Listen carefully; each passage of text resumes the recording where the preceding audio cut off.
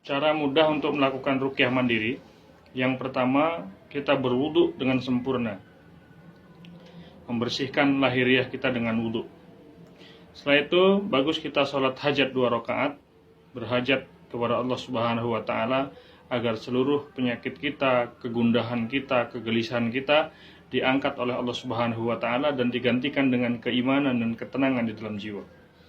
Setelah itu, kita beristighfar dulu, memohon ampun kepada Allah Subhanahu wa taala dari segala macam dosa yang pernah kita lakukan di masa lalu kita.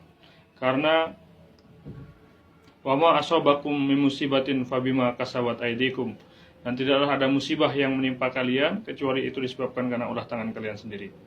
Ya, jadi musibah yang menimpa kita, sakit yang menimpa kita, kesusahan yang menimpa kita, sebenarnya itu adalah merupakan sebab dari perbuatan kita sendiri. Karena itu kita mohon ampun sama Allah Subhanahu wa taala.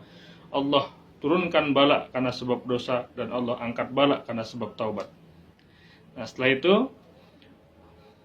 kita bersolawat kepada Rasulullah SAW.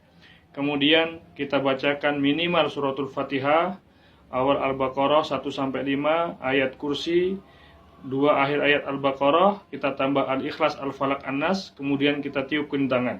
Ya, ditiupkan di tangan. Setelah itu diusapkan di bagian tubuh yang sakit. Misalnya yang sakit di dada, diusap-usap, dibuang, usap-usap, buang. Ya, itu cara pertama. Cara yang kedua, bacakan ayat-ayatnya di air minum, kemudian air minumnya diminum. Ya. Atau bisa juga bacakan di air, kemudian airnya dimasukkan ke bak, digunakan untuk mandi. Ini cara sederhana untuk melakukan ruqyah mandiri. Tapi yakinilah bahwasanya kesembuhan itu adanya di sisi Allah Subhanahu wa taala. Walaupun penduduk langit dan bumi bergabung jadi satu untuk mendatangkan kesembuhan kepada kita, jika Allah Subhanahu wa taala belum berkehendak, maka tidak akan pernah ada kesembuhan. Jadi kita bergantung kepada Allah sebelum berikhtiar, ketika berikhtiar, dan setelah berikhtiar. Mudah-mudahan bermanfaat.